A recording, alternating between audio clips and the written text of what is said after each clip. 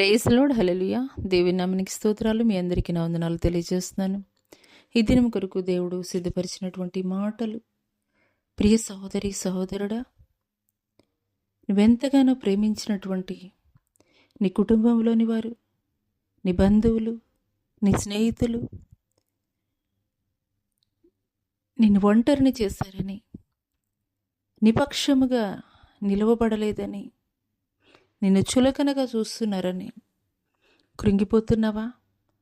దేవుని సన్నిధిలో కన్నీరు కారుస్తున్నావా? అయితే ఈ మాటలు దేవుడు నీ కొరకే మాట్లాడుచున్నారు.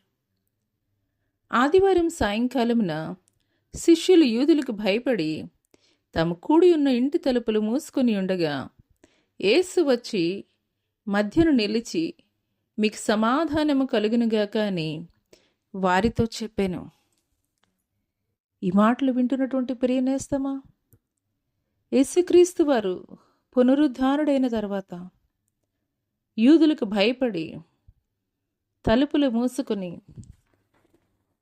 ఒక గదిలో ఉన్నటువంటి శిష్యులతోటి యేసుక్రీస్తు వారు మాట్లాడుతున్నారు, మీకు సమాధానము కలుగునుగాక అని. ఈ దినము నువ్వు ఎలాంటి పరిస్థితుల్లో, నా పక్షముగా ఎవరు వ్యాజ్యమాడేటువంటి వారు లేరు, నా పక్షముగా ఎవరు నిలబడేటువంటి వారు లేరు, నా పక్షముగా ఎవరు కూడా మాట్లాడేటువంటి వారు లేరు, నేను ఒంటరిని, నాకు సహాయకులుగా ఎవరూ లేరని కృంగిపోతున్నావా? ఆనాడు శిలువ యొద్ద నిలబడినటువంటి శిష్యుల యొద్దకే వచ్చి యేసుక్రీస్తు వారు తెలియజేస్తున్నారు, మీకు సమాధానం కలుగునుగాక అని. అంత మాత్రమే కాదు, ఆయన తండ్రి యొద్దకు ఆరోహణమవుతూ వారికి పరిశుద్ధాత్మని అనుగ్రహించినటువంటి వాడిగా ఉన్నాడు. అంత మాత్రమే కాదు, బూది గంతముల వరకు కూడాను సువార్తను ప్రకటించి ఉన్నతమైనటువంటి శిష్యులుగా వారిని మార్చినటువంటి గొప్ప దేవుడు. తల్లి మరిచిన, తండ్రి ఎడబాసిన, నేను నిన్ను విడువను ఎడబాయను, చూడు మన అరచేతుల్లో నేను నిన్ను చెక్కుకొని ఉన్నానని దేవుడు మాట్లాడుతున్నారు. నా ప్రియ కుమార్తె, కుమారుడా, నువ్వెలాంటి పరిస్థితుల్లో ఈ సమయంలో నువ్వు కృంగిపోతున్నావో, కన్నీరు కారుస్తున్నావో, అంగలారుస్తున్నావో నాకైతే తెలియదు, కానీ హృదయ రహస్యములు ఎరిగినటువంటి దేవుడు ఆనాడు శిష్యుల పక్షముగా ఘనమైనటువంటి కార్యములు జరిగించినటువంటి దేవుడు ఈ మాటలు వింటున్నటువంటి నీ జీవితంలో కూడాను నీ పక్షముగా నిలబడి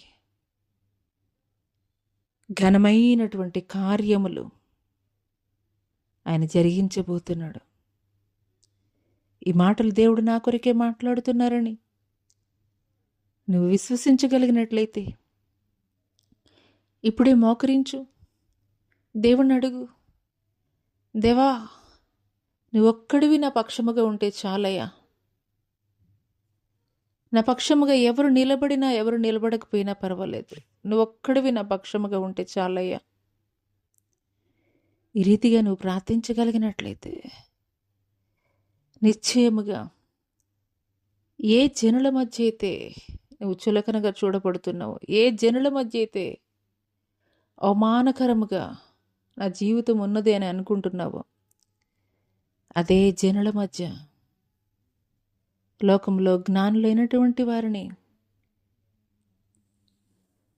సిగ్గుపరచు నిమిత్తము ఆయన వేరే వారిని ఏ రీతిగా ఏర్పరచుకొని ఉన్నాడో అదే రీతిగా దేవుడు నిన్ను కూడా ఘనమైనటువంటి పాత్రగా నిలబెట్టబోతున్నాడు.